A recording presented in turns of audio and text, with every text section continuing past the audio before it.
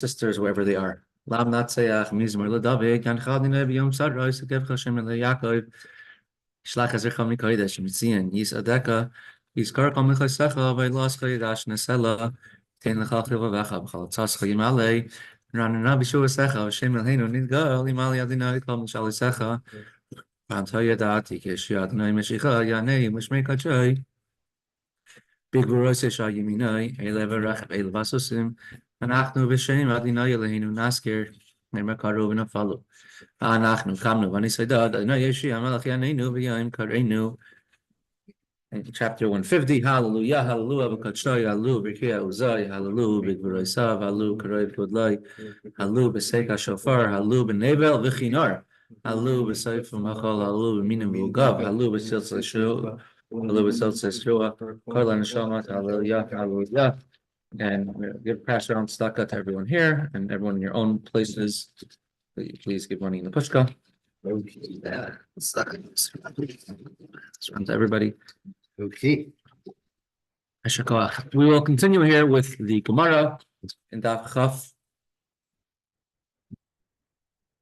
phase Amud base 22b.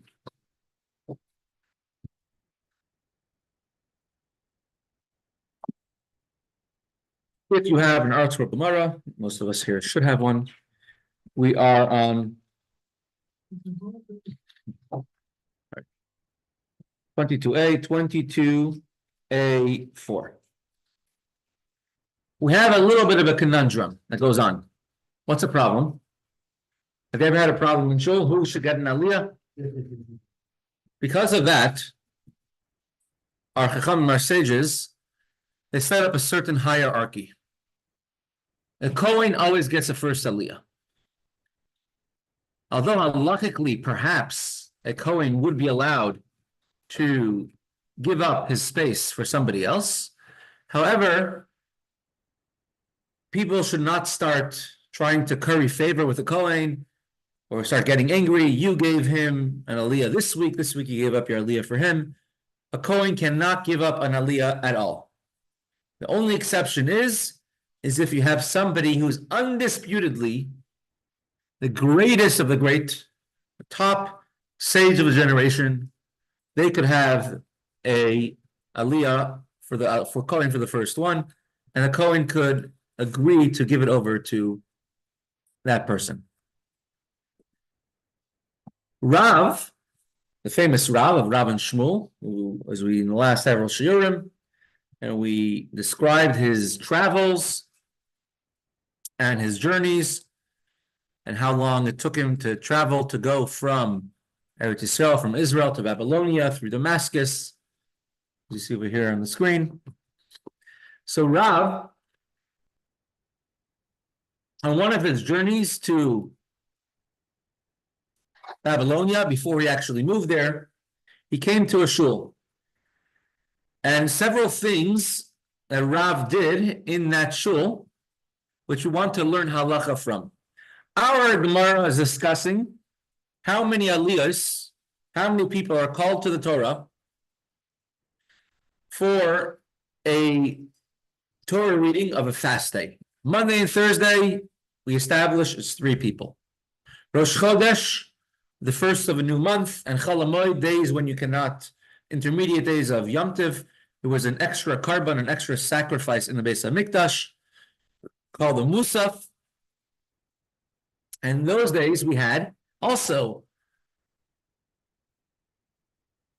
an extra karban. We have an extra aliyah. We have 4 aliyahs. On a fast day where there was no extra Musaf, a extra sacrifice in the Beis HaMikdash, but there is an extra paragraph called Anenu added to davening, which we say on a fast day. Do we have 4 aliyahs on a fast day or 3 aliyahs? The Gemara brought a proof from the story of Rav when he went to Bavel on a fast day. Rav was a Yisrael. He was not a Kohen. Rav received an aliyah on a fast day, and he said the bracha, the blessing, before the aliyah, but he did not say the bracha, the blessing, after the aliyah.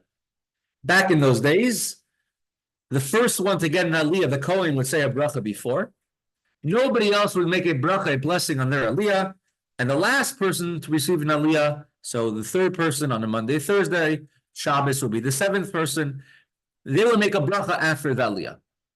Now, the fact that Rav made a bracha beforehand, and he was not a Kohen, and he did not make a bracha after his aliyah, from there we can see that on a fast day, we should read call four people for aliyahs, because otherwise, why would Rav not make a blessing after? Must be that he received a third aliyah, he made a blessing before, and somebody else received a fourth aliyah. So on a fast day, you have four aliyahs. And the Gemara says, nope, Rav was such an important person that he was able to receive the aliyah of Kohen. And the Gemara says, really? He was that important? Shmuel was a Kohen, and Rav was subservient to Shmuel. And then Rav honored Shmuel to walk in first. Whenever Shmuel was there, Rav would always be quiet and let Shmuel speak. So Shmuel is greater than Rav. Shmuel is a Kohen. So Shmuel should receive Rav, should receive. The Gemara says, Rav gave honor to Shmuel not in front of him. And the reason being is because a very tragic story, which we brought yesterday, when Rav first came to Babylonia, and Shmuel already received a divine message that he's coming. He saw the river starting to become all choppy, and a calm river suddenly become excited. And he said, it must be a great person coming. He realized it's Rav. He invited Rav over, and he asked Rav many questions, and he gave him to eat different types of food. Being that Shmuel was a doctor, Shmuels always bring good news, good tidings. Shmuel was a doctor. Shmuel wanted to heal Rav. Rav was not aware of his intentions, and he was giving him food and giving him beer to drink, but no water, in order that he should go to the bathroom and to relieve Shmuel of his to relieve Rav of his symptoms.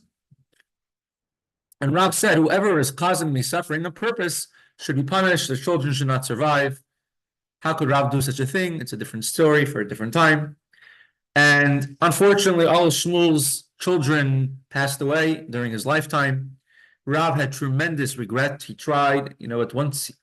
It's so important not to say anything negative about another person, because if you do, it can have severe repercussions, unfortunately. And Rav always tried promoting Shmuel in front of him. So in front of Shmuel, Rav was subservient, but not in front of Shmuel. Rav would agree to take the first aliyah. It's no proof. So now the Gemara says, I could bring you a proof that Rav received the first aliyah. Why? Because he made a blessing before and didn't make a blessing after. If it was a last aliyah, he would have made a blessing after. If it's aliyah of Yisrael, the third aliyah, why make a blessing before? Back in those days, the first one would make a blessing before, and the last will make a blessing after. Nobody else said you said any brother. Right. So the one is going to answer that there are different stages. Till every single person got an aliyah would make their own blessing took time, and there are different stages that different places adopted that custom. So listen, we're going to read the Gemara inside. It starts from Hacha Nami Mistabra. This is on 22a. It's about 4 lines from the bottom of the page, called Hakinami Mistabra. Or 2 lines from the bottom of the page, rather. 22a. 22a what? So if you have an art scroll, it'll be 22a4. Hakinami Mistabra. The Rav Kahanikara. In this anecdote, Shalom Aleichem Yossi. שלום עליכם רבי. ט"ו בשבט שמח. ט"ו בשבט שמח גם לך ולכל בית ישראל. Amen, amen. We're going to make a deep dive soon into Tu B'Shvat.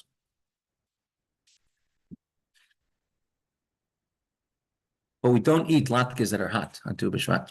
Says the Gemara, Hachinami mistabra the Rav Hanikara. Maybe we could bring a proof from the story that Rav received the first aliyah. The aliyah usually belongs to a Kohen. Because he was so special and unique, he received that aliyah.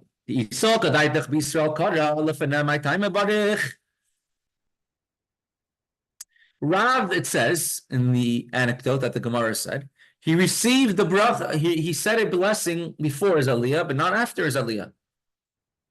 So if Rav received the aliyah of Yisrael, which is the third aliyah, he should not have made a blessing beforehand. So it must be that Rav received the first aliyah, and therefore from here was a proof. There's no definitive proof from this story that on a fast day you read 4 aliyahs. Rather, you could read 3 aliyahs on a fast day. The Gemara says, nope, it's not a definitive proof that Rav received the first aliyah. If Rav was the first, if Rav was the one, even if Rav received the third aliyah, he still should have made a bracha before. Because as stated in the Gemara before on the previous Amud, and nowadays every single bracha, every single person receives an aliyah, makes a blessing before and makes a blessing after. Remember the reason we gave? Because some people come late to shul, some people leave shul early. Some people are busy talking with their. Yes, that Gemara. I guess sometimes the Gemara nobody was talking during davening because nobody said that the Gemara did not bring down that reason. Yeah. But in the times of the Gemara, some people came in late, some people left early, and therefore the person who comes in late or leaves early, he won't hear one of the blessings, or if he comes in late and leaves early, he won't hear any brachas, and he's going to come to think there's no need to make a bracha when you receive an aliyah. So therefore, the Chachamim and the sages said that every single person should receive their own aliyah. In addition to that, nowadays every single person does not read their own portion that they got in aliyah. We have one Bal Koreh, and they read it for us. So the Gemara says, La'achar takana. This, that the Rav received the aliyah, was after the enactment that every single person receives their own aliyah, and therefore it's possible he did receive the third aliyah. The Gemara says, if so, that Rav received the third aliyah, he should have recited a bracha afterwards. And here we're going to have a very unique answer about honoring Torah scholars. That's going to be the entire Chamisha Asr B'Shvat, 15th of Shvat. Shiny Hacha. The Gemara answers the reason why Rav only made a bracha, blessing, before his aliyah. After the aliyah, he did not make a bracha, was because Rav was a third person to receive an aliyah. Heicha de Yasif Rav de Ma'ayel Aili.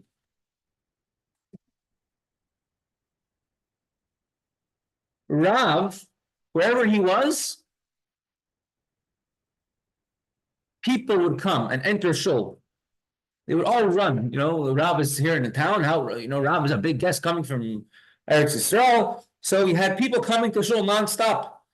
And so the flow of people coming in was constant. So whenever Rav was there, people would come late to shul.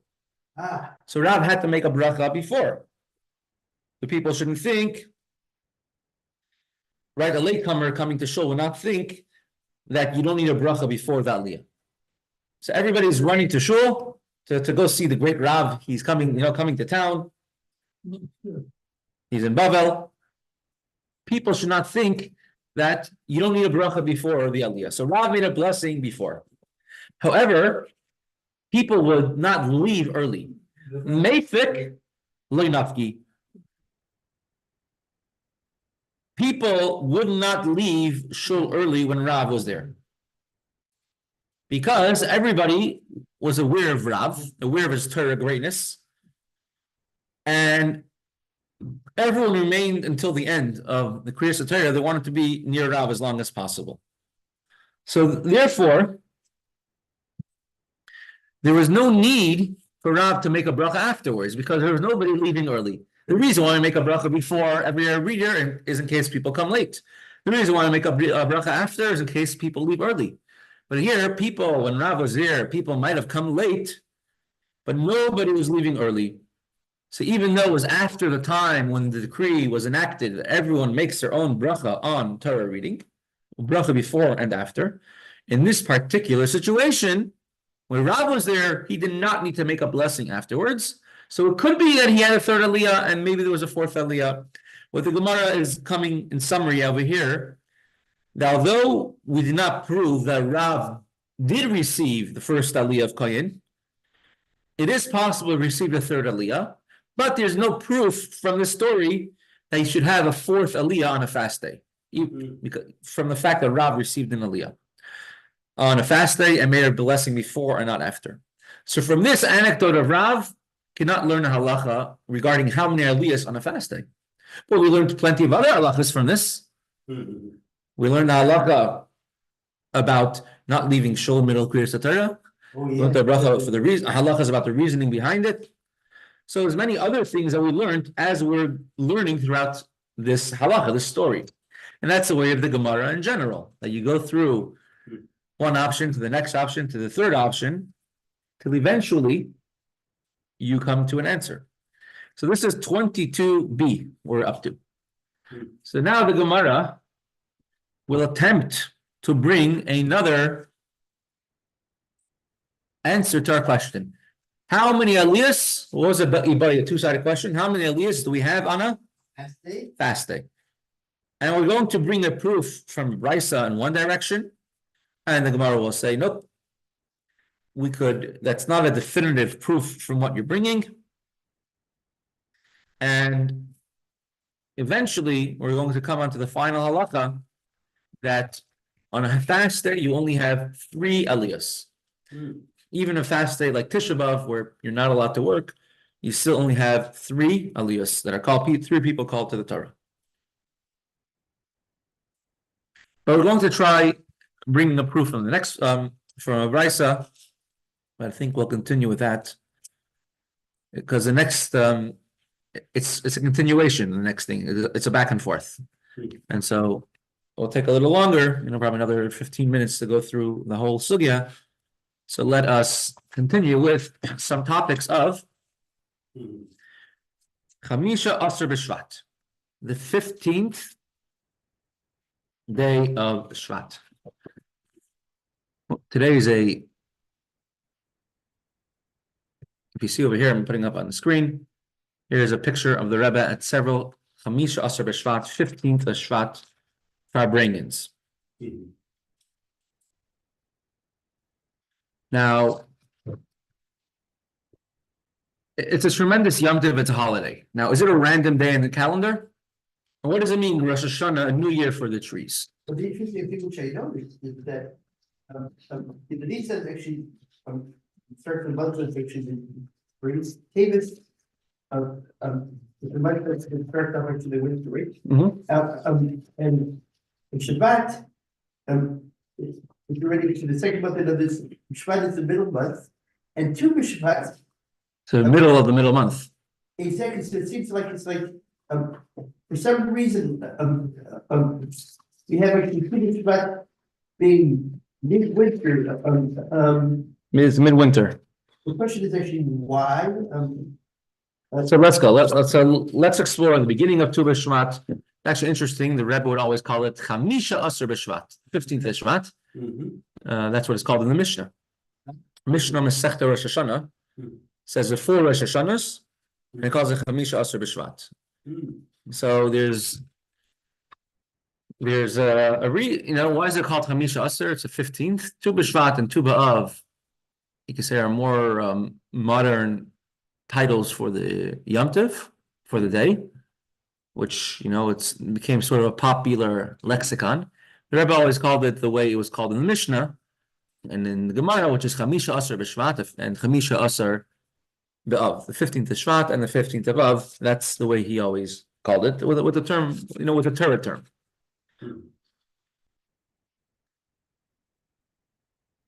The 15th of Shvat, what does it mean is a Rosh Hashana for trees, the first of the new year for trees? as the Mishnah in Mesechta Rosh Hashana says, Arba'a Rosh Hashanim Heim. Right? There are 4 Rosh Hashanas. It's up on your screen. The first of Nisan is Rosh Hashanah for kings and for festivals. First of Elul is Rosh Hashanah for animal tithes. Rabbi Elazar and Rabbi Shimon say the first of Tishrei. The first of Tishrei is Rosh Hashanah for years. And Shemitah Yovel.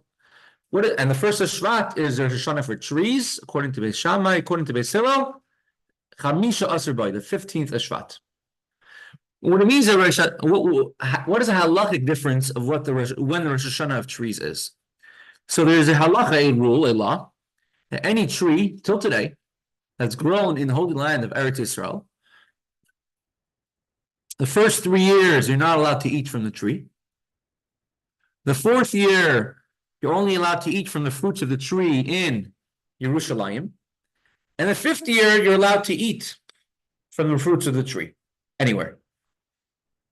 Many reasons given for it, but regardless of the reasons, it's one of the mitzvahs of the Torah which we keep, regardless. The thing is that outside of Eretz Yisrael, if you have the slightest doubt as far as actually the year of a tree, or if you have a doubt, if the lessons applying, let's say there's a doubt if something's called a tree, so you're allowed then to eat just straightforward. Whereas in Israel, it has to reach, I read, a certain probability before you actually assume actually that it's good enough. Right. Arla does apply. It's called Arla. Yeah. Same reason, in a similar way, we don't cut the hair of a child, of a boy, until they turn 3 years old.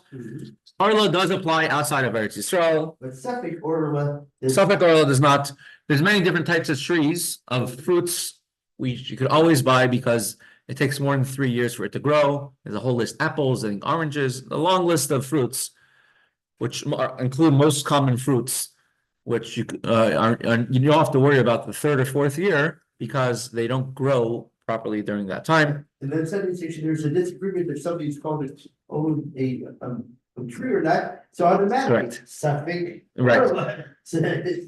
Yeah. Now, what constitutes a tree in the 1st year or 2nd year? So it's not how old you are, how old the tree is, rather sort of like, tax years, the IRS, right? If a child is born, what the cutoff date is, whatever the cutoff date is, let's say April 1st, if they're, or December 31st, they could get their tax return for the child for the year before. They're born 1 day later, it's too late.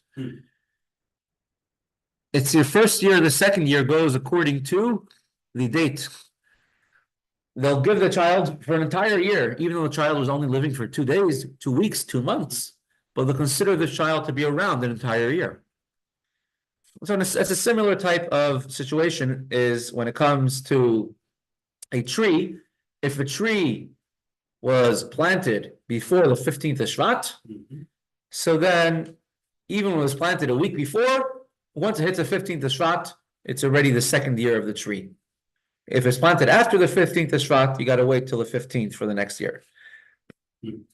Why does Beis Shammai say that the 1st of Shevat is Rosh Hashanah for trees, and Beis Hillel says the 15th of Shevat is Rosh Hashanah for trees? It has to do with actually a very physical type of explanation, a definition. It has to do with, in general, Beis Shammai looks at potential, and Beis Hillel looks at actual. I mean, the Hebrew calendar, which is because of the extra month, leap year we put in every several years, it's commensurate, it fits with the solar calendar. So then the 1st of Shvat is when the moisture starts coming into the trees, into the trunk. So Beis Shammai says that as soon as the moisture, the water, starts coming into the trunk, that's already Rosh Hashanah, because now it's already there. We're already holding at home plate. We're already left third base, and we're coming to home plate. We're ready to start the new year of the trees. Beis Hillel says we look at the actual. When the water enters the tree, it takes about another 2 weeks. That's when you could take sap out of the tree. About the time of Chamisha Atzar B'Shvat, the 15th of Shvat, is when the water actually enters, the moisture enters a tree, not just in the roots from the ground, but it's in the actual trunk and in the branches all over the tree. So Beis Hillel says on the 15th of Shevat is the Rosh Hashana, is a new year for trees, and halacha is like Beis Hillel. Beis Hillel. As in most cases. Correct. Although in many cases I read if she Beis Hillel, it said if she Beis Shammai is right, it's Beis Hillel, Beis Hillel did not stick to its own opinion. Correct. Which would be convinced otherwise. And 2 days ago, Rabbi Leibel Sheyichya, he explained to us very well the whole idea of the difference of Beis Shammai and Beis Hillel. One is Chesed, one is Gevura. Now, how was Chamisha Asher B'Shvat, Tu B'Shvat, how was it commemorated by the Rebbe in Chabad? In Israel, it's a tremendous bonanza of new fruits. The Jewish minhag, the Jewish custom is on this day to eat a new fruit. Particularly the fruits doesn't have to come from Israel, but the type of fruits that are grown in Israel, the seven species, or more particularly the 5 fruits: figs, pomegranates, grapes, dates, and olives. You should make a shechianu, take a new type of fruit, and make a shechianu, make a bracha for eating it on the first time that season, on this day of Chamisha Asher B'Shvat. An Avel, interesting, someone in the year is not supposed to make a shechianu, but when it comes to Chamisha in general during the year, because it's a year of mourning, but you could do it on Chamisha Asher B'Shvat. It's a minhag Torah. Now, particularly among Chabad, in Lubavitch, what? Just on the fruit from Israel, it could be any new fruit, any new fruit. A dragon fruit doesn't have to be one of these 7 species. It's special in order to for the praise of the Holy Land to take one of those species from the Holy Land. But if you ate all 5 of them, you can make a shechianu on anything else. Well, you could make second on each one. On each one or on anything else, correct. If you have 5 different fruits you didn't eat, and they're all in front of you, you can make one shechianu on all, if you have in mind all of them at the same time. Otherwise, you make a shechianu on each one. First, you make the bracha eitz, and then the shechianu, and then you eat it. Now, you see, here's a picture of a weekday farbrengen of the Rebbe, and the Rebbe has many platters of fruits in front of him. It's commonly called the Rosh Hashana of trees, and many people eat carobs also on this day, which is called bakser, for many different reasons that are given. Carobs, you said, right? Carobs, correct. Now we'll do maybe one of the lessons of Chamisha Asher B'Shvat, which the Rebbe will talk about. There are many marmorim and farbrengens which took place on this day. And as a matter of fact, the Rebbe's very last recorded farbrengen, weekday farbrengen, took place on the 15th of Shevat, the year 1988. Afterwards, the Rebbe stopped having weekday farbrengens, only farbrengens on Shabbos or Yom Tov. So it's the last farbrengen we have. A video, weekday farbrengen from the Rebbe was Chamisha Asher B'Shvat. For many weekdays, sichos, the Rebbe would speak, but not sitting down, not eating with everyone. The last one was on Chamisha Asher B'Shvat, the 15th of Shvat.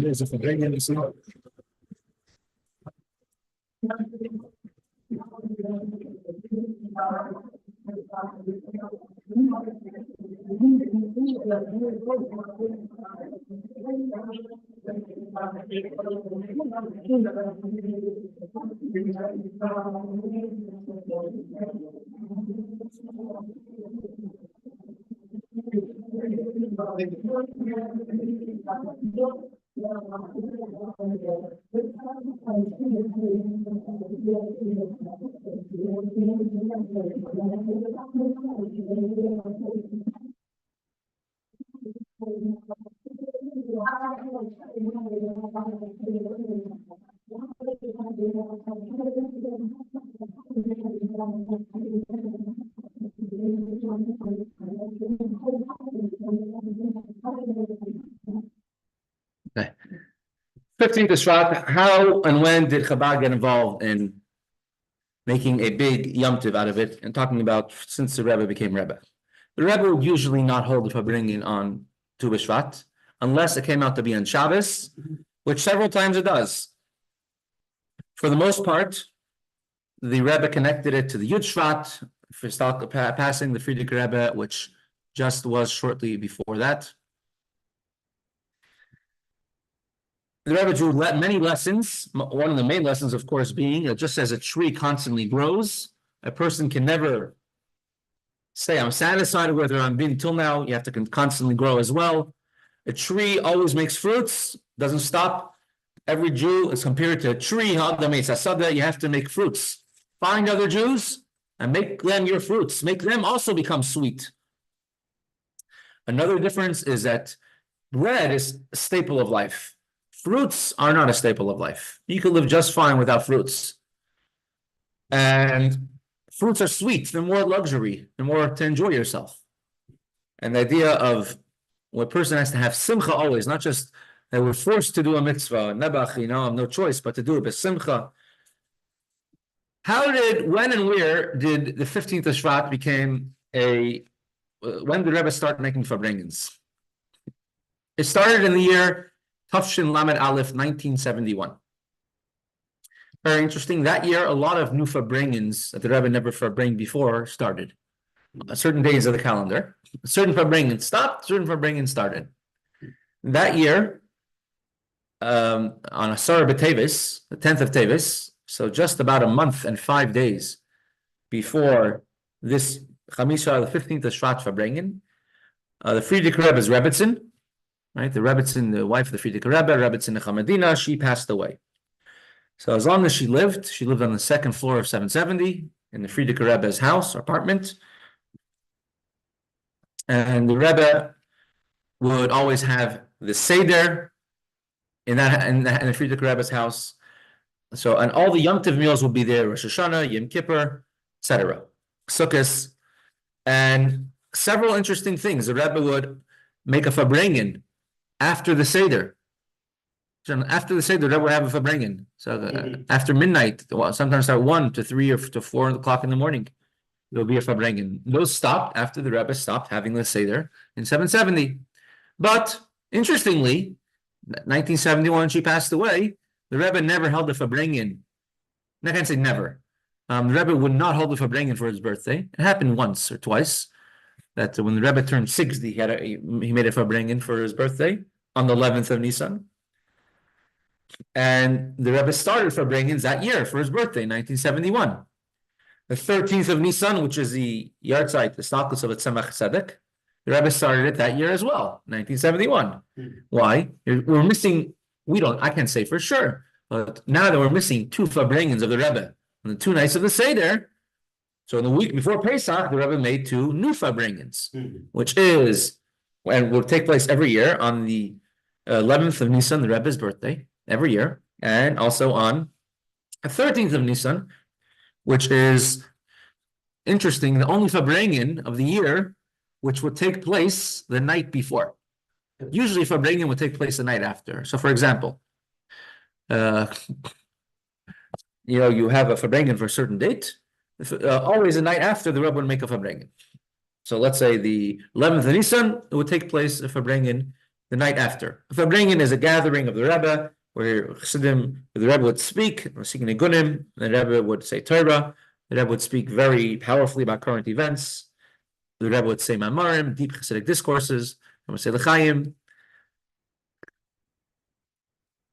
So, in a similar sense, on Erev Rosh Hashana, the Rebbe would farbrengen. Starting after that year, 1971, the Rebbe started farbrengen. Why? Because it used to be the Rebbe would say Maimer on Rosh Hashana, and he stopped. The Rebbe used to make a farbrengen in the sukkah. Well, after the Rebbe would have a meal upstairs in by his mother-in-law's and Frierdiker Rebbe's house. Once that stopped, the Rebbe started farbrengen on the 13th of Tishrei. So these farbrengens, the 13th of Tishrei, Erev Rosh Hashana, and the 13th of Nisan, by all of them, farbrengen will be the night before, because the Erev Rosh Hashanah, the night after, is already the night of Rosh Hashanah. You can't have a farbrengen then. 13th of Tishrei, the night after, is already Erev Sukkot. Very hard night to have a Fabringen. So that would have it before. And Erev Pesach, 13th of Nisan, would be almost before Pesach. And so the night afterwards is already the night of Bedikas Chametz. The Rebbe would have a Fabringen the night before. Although there was one year, 1983, where the Rebbe had many Fabringens. The Rebbe had about 6 Fabringens in the course of a week, including the night of Bedikas Chametz, the night after the 13th of Nisan. And Erev Pesach was on Shabbos, so the Rebbe had a Fabringen on Erev Pesach in the afternoon.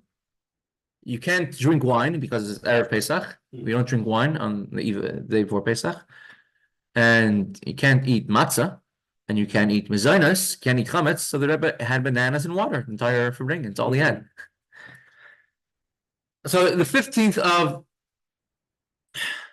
Shevat, the Rebbe in the year 1971 started a Fabringen. The Rebbe went to the Ohel on every single month, on Erev Rosh Chodesh, day before the first of Rosh Chodesh, first of the month. It's called Yom Kippur Katan, a mini Yom Kippur of the month.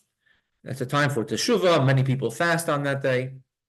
The Rebbe would go to the Ohel of his father-in-law, Friedrich Rebbe's Ohel, every single Erev Rosh Chodesh, and every single 15th of the month, Tesvav, 15th of every month, when the moon is full, it's a special time.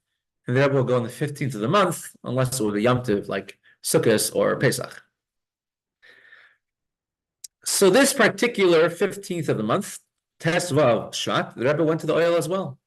Now the Rebbe going to the Ohel, the Rebbe is fasting the entire day, not eating or drinking anything the entire day. I mean, the Rebbe would stay up. Whatever little sleep the Rebbe did get, he would lose it the next few nights after going to the Ohel, staying up to make up anything of the time that he missed learning while at the Ohel. But when the Rebbe came back from the Ohel in the year 1971, the Rebbe said, and actually this is one of the times where the Rebbe actually spoke in saying what happens in heaven, in Shemayim. Several months later, there was a Yechidus,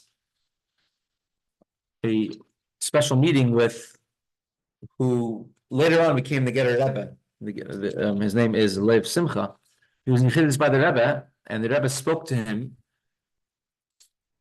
The theme, what he spoke by this Fabringen of learning Torah, and the Rebbe said, because the reason the Rebbe said, I went to the Ohel of my father-in-law, the resting place of my father-in-law, and I was told to make a Fabringen. What does that mean? I was told to make a Fabringen, meaning who told the Rebbe to make a Fabringen? His father-in-law. Right, the Friedrich Rebbe told him to make a Fabringen.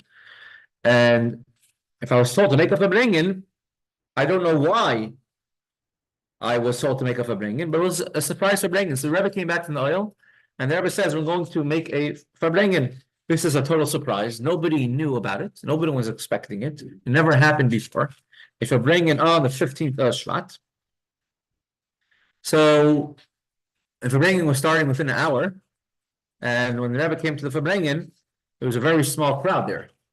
But as the Fabringen continued, got fuller and fuller, but the Fabringen was comparatively a very short Fabringen. As soon as the Fabringen, it was about an hour long, the entire thing. You mentioned the Ger Rebbe. Yeah. So the Ger Rebbe, yes, the Ger Rebbe, he was in a meeting by the Rebbe a short time after this Fabringen, the 15th of Shevat. And the Rebbe told him, I was told by the Friedrich Rebbe to Fabring. So the Rebbe, as soon as the Rebbe walked in, the Rebbe told them to sing the niggin of the Maimer, which wasn't usually usual. The Rebbe would say a Maimer usually deeper into the Fabringen. The Rebbe said a Maimer about Chamisha Asher B'Shvat, called Avar Rosh Hashanah. And then the Rebbe launched a brand new initiative. And you could say this is the second of the 10 of Tzayim that the Rebbe instituted then. The first being in the year of the 6-Day War. Right before the 6-Day War, the Rebbe established the Tefillin campaign. The Rebbe established the Torah campaign. And the Rebbe laid the groundwork for what would become known as Mivtza Torah, the Torah campaign. So the Maimer was about 25 minutes, and then there were two sichas, two talks of the Rebbe, both very, very short for a sicha. One was about 8 minutes long, one was about 14 minutes long. But the words here, and it's very funny, it could be literally said for today. In very brief words, the Rebbe demanded each and every person increase their Torah study according to their ability, and then go more than that, even more than your ability. And the Rebbe says, I want you to send this message everywhere in the world, specifically in 1971, those who are stuck behind the Iron Curtain, and make sure they get the message to them as well, in a harmless manner, in a way that won't harm them. A few weeks later, there was a Bacher who wrote to his friend, I'm sure you've heard about the last Farbrengen, and since it's Farbrengen, everyone has literally, there's been like a frenzy of Torah learning going on here in Lubavitch. Everyone started studying with tremendous diligence, harvanya, and there's no time for me to write letters to you. Right? When there's Simcha Bunim out there, and he says, when the Frierdiker Rebbe told me to Farbring on the 15th of Shevat, the Rebbe said, what can I speak to Yidden, to Jews about, a group of Jews? And I thought the most important thing to speak to them is about increasing in limud Torah and learning Torah. And the Rebbe said, I myself don't know why I decided to speak about increase in limud Torah. But it ends up being tremendous hashgacha pratis, divine providence, because a few days later, this is during what was happening in 1971, which war? In Israel? No.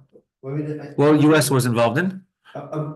Was actually Vietnam. Vietnam War, correct. And Israel had actually the war of attrition. Correct. So the U.S. government wanted to pass a law that would draft all yeshiva students into the U.S. Army, and this is during the Vietnam War. And the Rebbe says, now we realized why I was told to, the Frierdiker Rebbe told him to Farbring, because it served a preemptive relief, annulling this decree from the beginning. Obviously, Yeshiva Bacher has no place in the U.S. Army. It's not like you're protecting the Jewish people, and there are others who could do this job as well. The Holy Land is a lot different. Several months later, the Rebbe spoke about this publicly as well. And the Rebbe used very unique words. We must conquer the world with Torah learning. During the time you have to set aside to learn, nothing should disturb you. Nothing should bother you. It's not you have to fight with yourself, the Rebbe says. Rather, the only thing in your world at that moment, put yourself in the mindset, the only thing that exists is to learn Torah. If somebody decides, we see very clearly, if you decide to focus on something, whether it's a few minutes, for 15 minutes, for an hour, you're able to do it. It's very achievable. You don't have to be such a special person to focus on something. Anybody could do it. You don't have to be a Torah scholar. You don't have to be Jewish. Anyone can focus on something. When you learn Torah, it's like Shabbos. When you're lifted above. And look at the little words the Rebbe says. If the phone rings, don't pick it up. I think nowadays, some of the biggest impediments to Torah learning is people's phones, right? If someone comes to tell you about a business deal, you can make millions of dollars, tell them today is Shabbos. And Shabbos, I don't discuss business. Right now I'm learning Torah. It's Shabbos for me. If someone comes to you about a health matter, you say, Shabbos simin lizik or for Lavai. Shabbos gives a blessing. On Shabbos, Hashem could, you don't discuss health matters on Shabbos, and then the healing will come. When your family comes over to you and they want to discuss something, even if it's good news, you have to say, you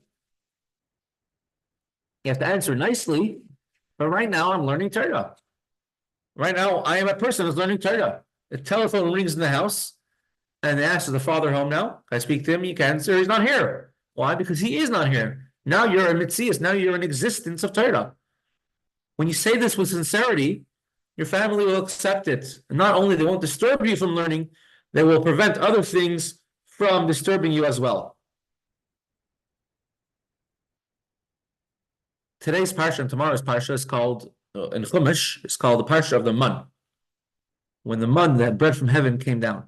It says, the Torah was given to those who ate the man, the bread from heaven. because they didn't have to worry about the day-to-day worries of life. Hashem provided for them from heaven. Every individual has the ability to be like a Shleiman, to not worry about day-to-day mundane pursuits while you're learning Torah. Lift yourself up from the grind of the world and study Torah like nothing else in your mind. When you do that, the entire world is like it stops existing and it protects you. And how to achieve such a mindset is to concentrate how Torah is more valuable even than the Kohen Gadol entering the Beis HaMikdash on Yom Kippur. Think about it. The entire world, the holiest place is the Beis HaMikdash, and there, the holiest place of the holiest place, where only is the Holy of Holies. One person of all the Jews, the holiest Kohanim are the holiest Kohen, you go in there once a year on Yom Kippur, the holiest day of the year. There's many holy days, Shabbos is holy, but the holiest day of the year, Yom Kippur, tremendous level of holiness. And you say that Yikara Himipninim, the Torah is even more precious than the Kohen Gadol who's entering the Holy of Holies. A simple Jew could achieve greater than the Kohen Gadol could achieve in the Holy of Holies on Yom Kippur. You realize that you have a geschmack, enjoyment in learning Torah. So we're going to finish off with we're going to talk about Mitzvah Torah for the next few times, the Rebbe's Torah campaign, but a short excerpt of that Sikha from when the Rebbe spoke from 1971, that 15th Shvat. And from there on, that's when started all the 15th Shvat Verbringings by the Rebbe. So let's do this. Over the course of 42 years, from 1950 to 1992, the Rebbe delivered Torah dissertations at over 3,000 public gatherings.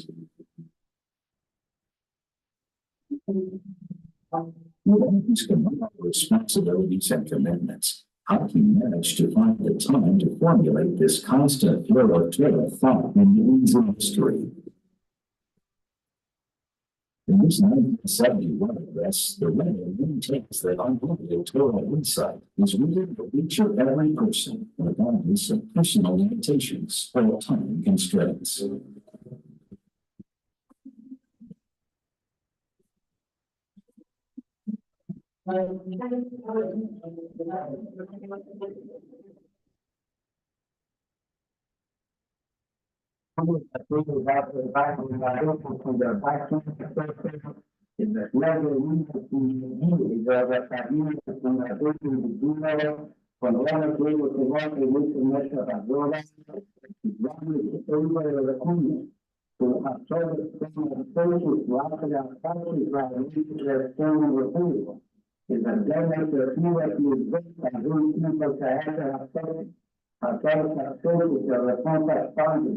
Identificare agora na solução fixada, que deve via toda a finalização shopping, a outra câmera de conteúdo de muita coisa, para declarar o gerir como um povo, para fazer um pouco de organização, que vai nos deixar em base.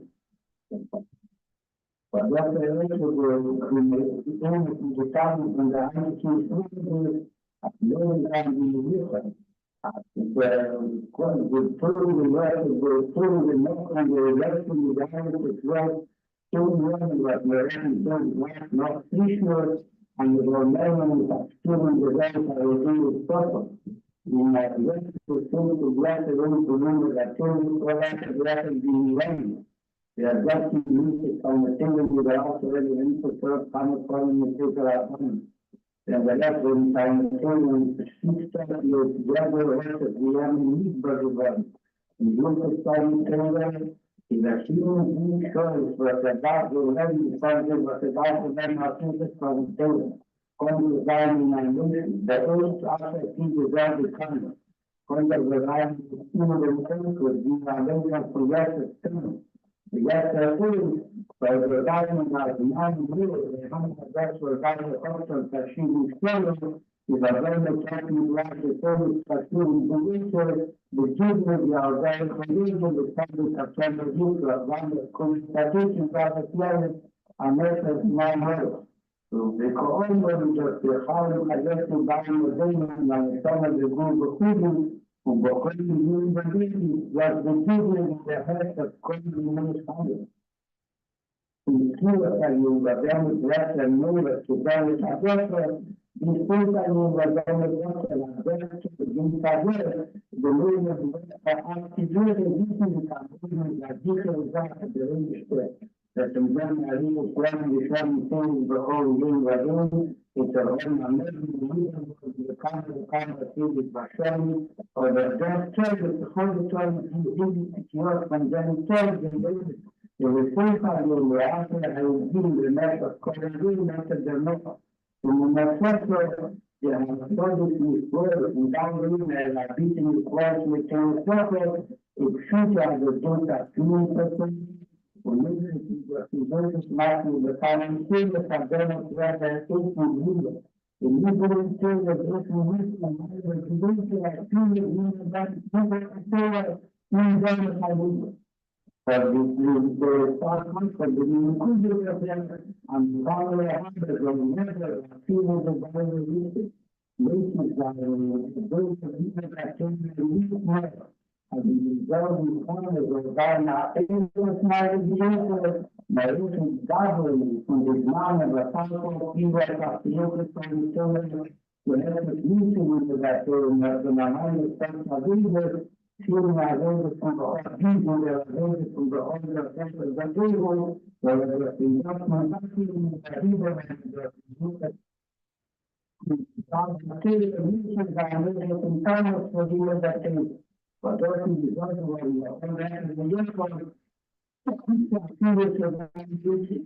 لا تستعمل الكامل تدير بعملية مبارك وطول بالنسبة لتعميد الشيء بالإقرار وتعميد الشيء في التكميل بالإقرار وشيء إذا بعدين جاء المكان فيه وزاد الصفر على ذلك يجب المدرسات تحت بكل عندي سن الشهر كان ذلك أسود كان فكرة مسؤولة عن كل إسرائيل وسؤول أسود الإسلام والبلاد الرئيس والمملكة أن يساوي سلطة الإسبوع مثل ذات مثال بالعالم اللون عن قانون السلطان والدار السلطان والسلطان لكل كان يجوز منطقة ذات الرئيس أو منطقة رئيسة وكل ونذكرنا المسؤول عن النفاق من الداخل وبالنسبة لتعليم التأثير بالنسبة لتعليم الجماعات الفلسطينية يمكن أن يمكن الجديد والتقارب التقليد رسول الله وتكون المشاكل بالبناء الدولي تجريد الدين أخير سؤال يقع في الجمهورية الرئيسية وكل مبادئ الاتجاه الإسلامي لظهور الأوضاع القانونية للتسويق المسيحي. بالنسبة للدولة المشاكل الإسلامية والعلاقات اليومية ويمكن هذه الآن الولايات أو تفسير للشروط على البشر فهذه تعلم الإقرار من المعلومة الإقرار من التفسير والرسول الجلد وبدون رئيس أسمان وتجارتنا من دانسة رئيس الكتب بالإخلاق دانسة رئيس السورة والكيس من رئيس مرسك الشاطئ لذلك ليه مردات مخلوقة عن مسؤولة عن ملك عن الإسحاق إسقاط كما تلزبط وتدخلت وكان ذات الملك متزامن بين كل الزوج بإجرام كمثال استدعاء الزوج كان يسمى الشيخ الصور من اسم من جزيرة